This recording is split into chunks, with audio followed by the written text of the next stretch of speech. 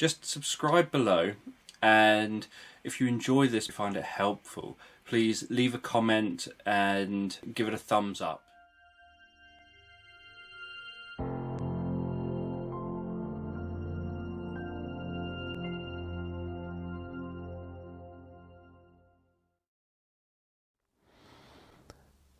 Dragon's Fire, Part 6. So as you listen to this, you can close your eyes and begin to relax. And as you relax, so you can drift deeper and deeper asleep. And while you drift deeper and deeper asleep, you can imagine this in your mind and just drift off to sleep with what I'm saying.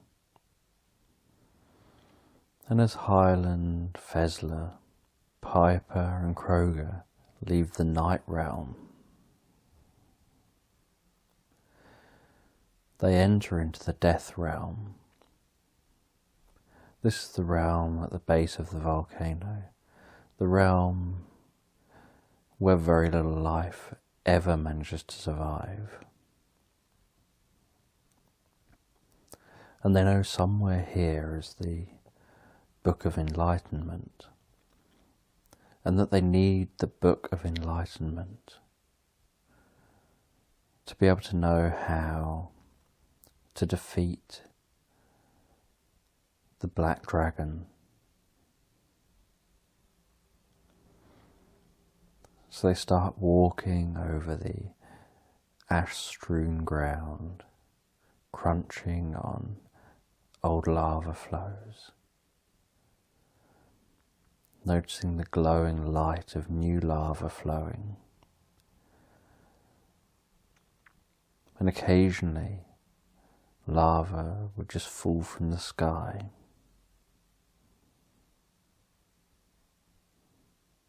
In scalding red chunks of rock. Sometimes rock as big as houses would crash down, having been ejected from the volcano. Other times, fast-moving clouds of hot gas and dust would just flow faster than the speed of sound down the side of the volcano, destroying anything in its path, stripping people from ordinary living beings to just skeletons and dust in a matter of seconds. This was a dangerous area to be.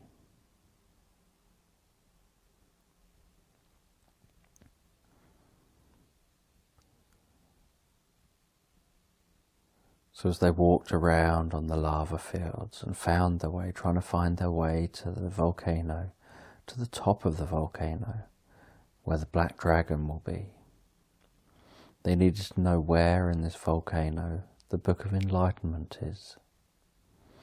They knew that the black dragon had made sure that it was almost inaccessible, and had made sure it was where it chose.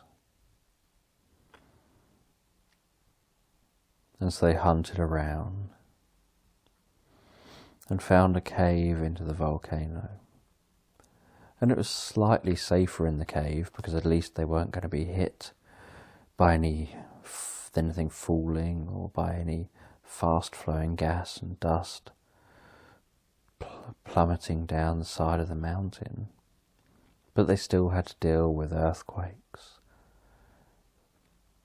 with lava flowing inside, with noxious gas.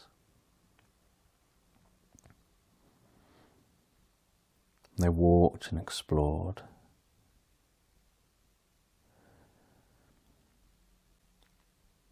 And they came upon a tunnel, and they followed this tunnel. And as they followed this tunnel, they heard thudding footsteps. They didn't know what it was going to be, but they knew it was unlikely to be anything good.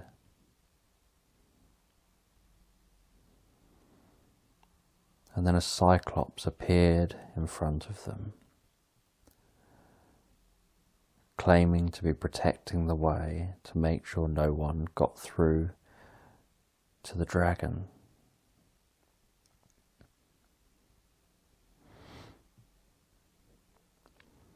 And the Cyclops hurled huge rocks at them,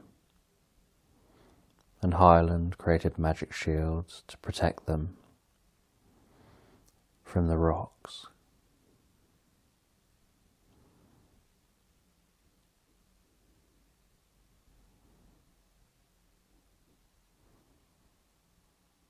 And Fezler went running in.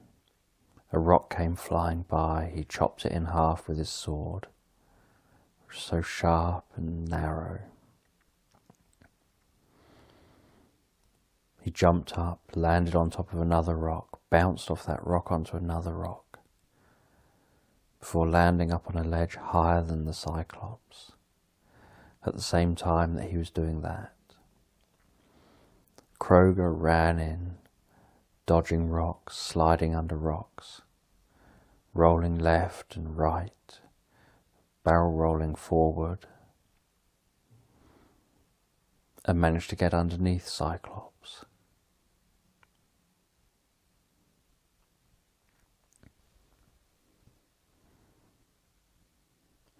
And Fezler jumped down, dropped down towards Cyclops' head, just as Hyland fired a beam of light out at Cyclops' eye, disorientating him, stopping him, noticing and paying attention to what was happening.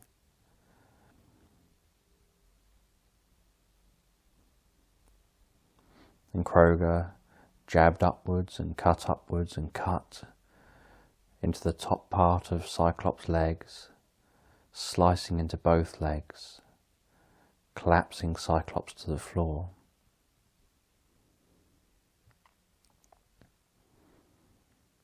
As Fezler landed on Cyclops' head, stabbing his sword straight down through the head, and Cyclops fell to the floor motionless. And the four of them kept on their way, running deeper into the volcano. They could feel the increasing rumbling and the excruciating temperature which was rising the deeper they went.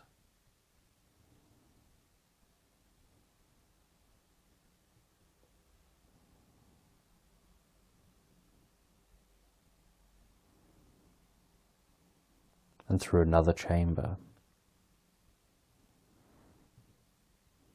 they realized this was no ordinary volcano, because this chamber looked like it had been made intelligently. And they realized this volcano was something different. It was almost like a giant Egyptian pyramid, just somehow it was like a volcano as well.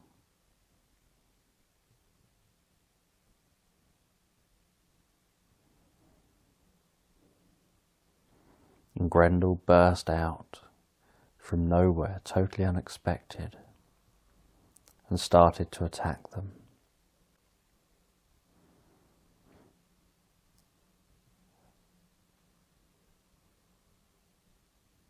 And Hyland was using magic and firing magic at Grendel, and nothing was working. And Fezler slashed with his sword and cut and jabbed and jumped around and seemed to be making no impact at all. It was barely affecting Grendel. And Kroger, with all his strength, was ramming Grendel, attacking Grendel, and none of it was working. And then Piper just sat down and she started to sing. She just sat calmly down and started to sing.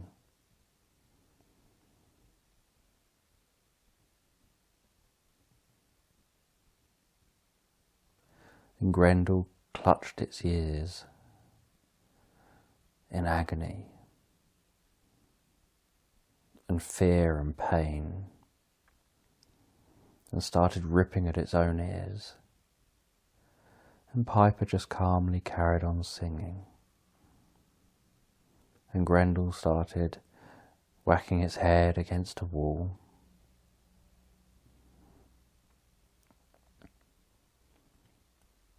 And started almost like it was as if its brain was starting to explode inside its head. Almost like it was trying to release pressure. And then suddenly its eyes rolled back in its head and it dropped to the ground.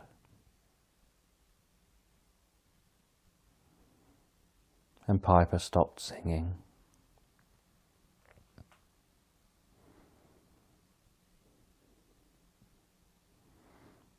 And they carried on their journey.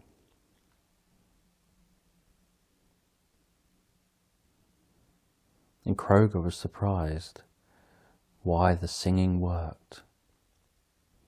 And yet all their aggression, their strength, couldn't seem to cause any harm at all. And they reached a black wall, an incredibly smooth black wall. And Hyland touched the wall and felt like there was something behind it, but they didn't know how to get through it. And they touched around the wall and felt around the wall, till they noticed one part of the wall was just ever so slightly different temperature to the rest. So Hyland touched that bit of wall, projected some of his purple magic through his hands into that bit of wall, and the wall opened up. And the other side of the wall was a pedestal, and on a pedestal was a book. And on the book was written Book of Enlightenment.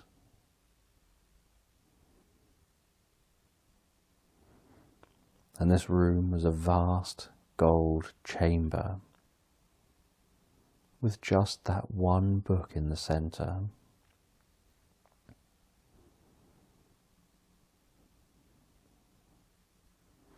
And Hyland went over, took the book and opened the book. He opened the first page, and there was just a mirror on the page. He opened the second page, and there was just a mirror on the page. He opened the third page, and there was just a mirror on the page. He went through now, a bit agitated, opening every page, and every page just had a mirror on the page. He threw the book to the ground angrily. He was supposed to have been able to find the answer. He was supposed to be able to find the Book of Enlightenment that would tell him how to defeat the Black Dragon. And all he found was a book that said it was the Book of Enlightenment, but there was nothing in it. He thought to himself, maybe someone had been here before, maybe someone had managed to get this far before and had planted this book or removed everything from the book so that all was left was mirrors on each page.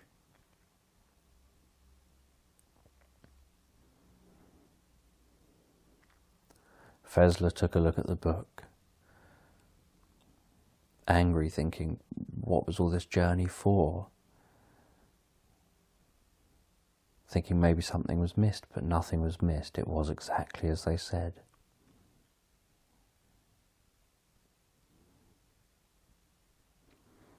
Kroger demanded an answer, demanded, what's this all about? What's happened? What does it mean? Hyland apologised, said, I don't know. He suddenly felt helpless, suddenly felt like how could he make the rest of his journey without knowing an answer?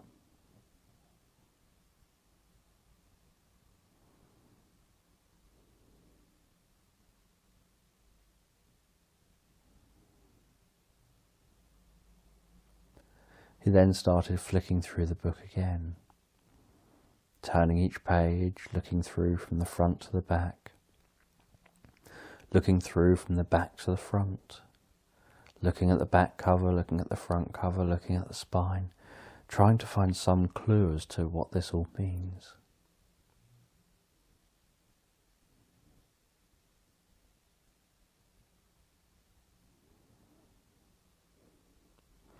He then just slumped to the floor, sat leaning against the pedestal, closed his eyes and started crying.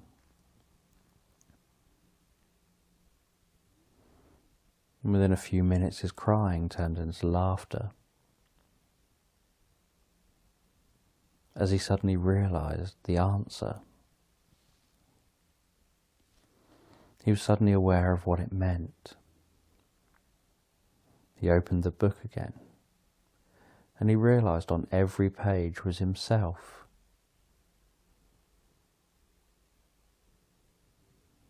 And that he had to look inside himself, that his journey has given him all the skills. He just needed to know that he needed to look inside himself. That the enlightenment comes from knowing yourself, knowing your purpose, knowing your role.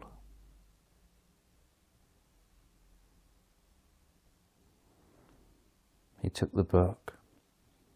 They left the chamber, carried on their journey to find the black dragon. He didn't really know or understand what knowing yourself was going to do to help.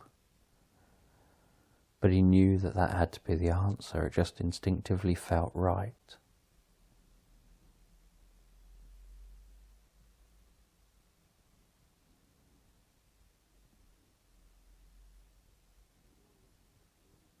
Down the end of a very long corridor, they found this narrow tunnel heading upwards into the volcano,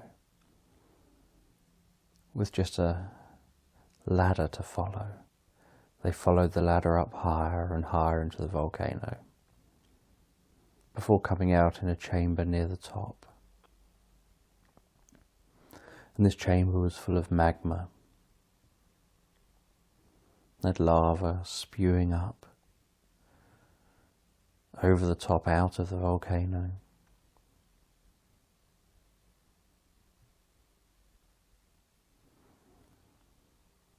And then rising out of the magma chamber, rising up from within the magma,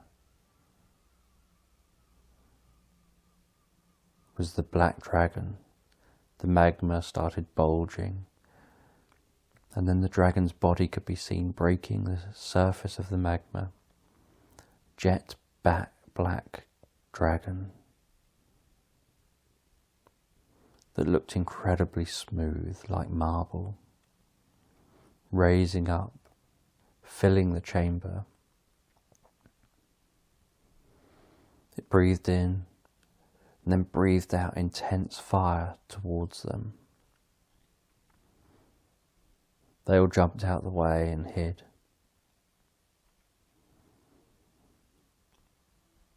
And Hyland knew they had to work together to bring down the black dragon.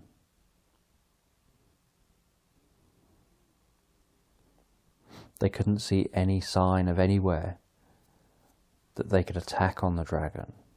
The dragon's throat wasn't like the other dragons. It didn't appear to be glowing. It didn't appear to be vulnerable. This dragon was just jet black all over.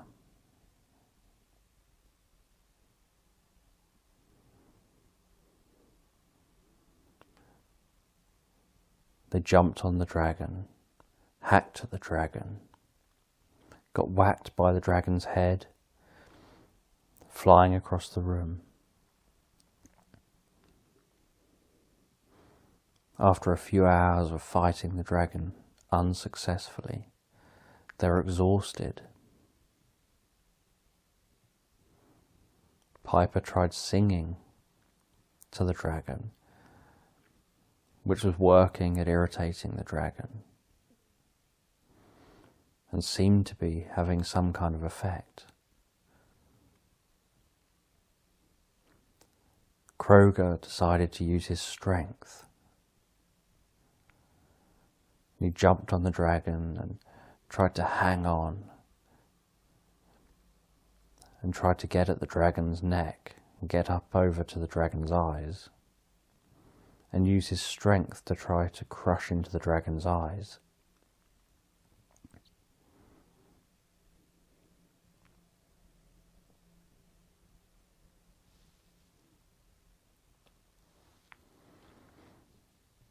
Hyland started using his magic on the dragon to try and create chains to drag the dragon down. And Fezler started trying to use his intelligence to find a smart way of taking out the dragon. He was firing arrows at overhanging rocks to try and make them fall on top of the dragon, to bring the dragon down.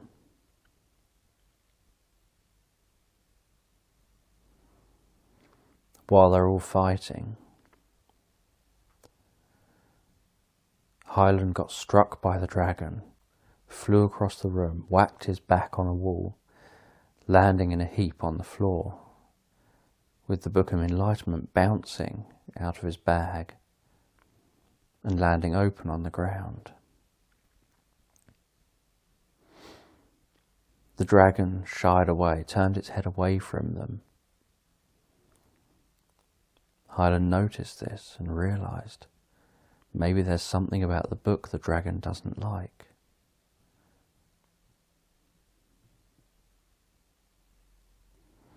He held the book, ran over in front of the dragon, opened it up and held it out in front of the dragon.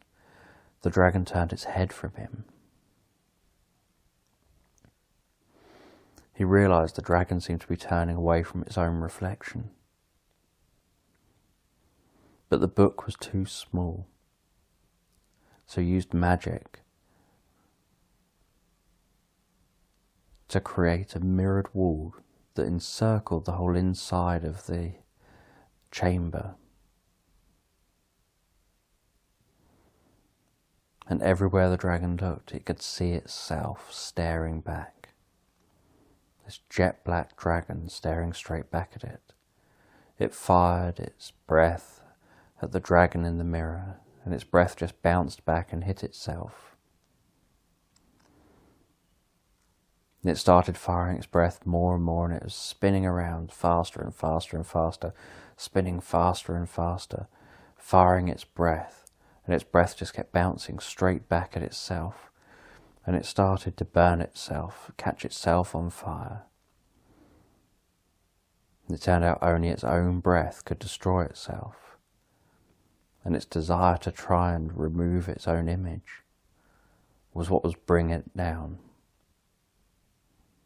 And eventually, it heated itself up so much by constantly firing at itself. It started to go from being jet black to glowing red, then glowing orange and yellow, then glowing white, before finally exploding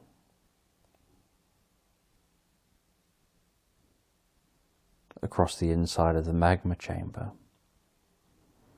And as it did, and the dragon's remains floated down into the magma, so the magma began to dry up and turn to ash, and began to turn black and solidify.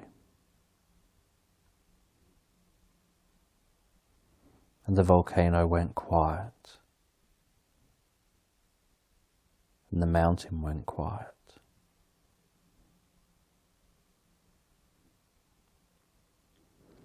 And the four of them climbed out of the volcano onto the top of the volcano. and they saw the cloud of ash and dust falling to the ground, raining to the ground, but it wasn't being replaced with any further ash and dust.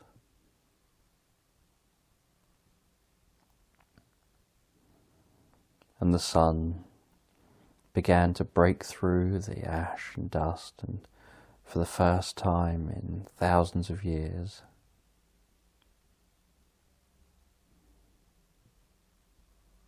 began to reveal the land below.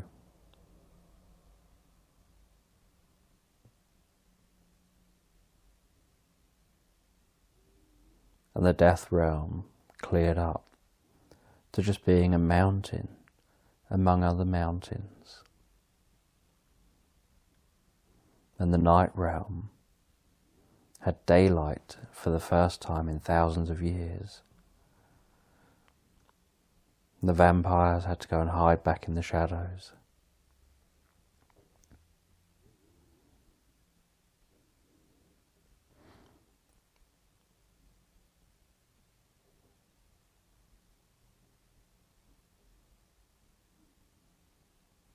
And they realized they'd cleared up the land. They dealt with all the dragons, fixed all the realms, and they can go home. So Piper, Hyland, Fezler and Kroger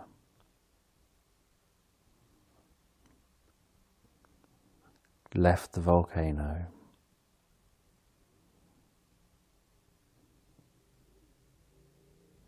Went back through the desert, back to the mountains, over the mountains, back through the valley, and finally went home to the coast.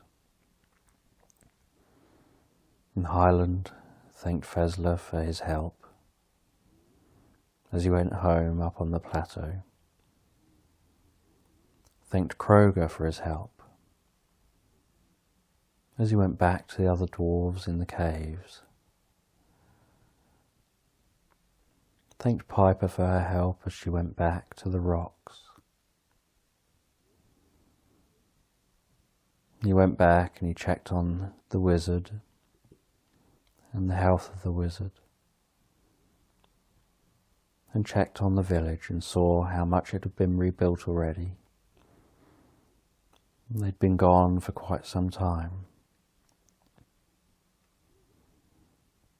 And they were pleased to see him. And he was so happy when he finally got to go home.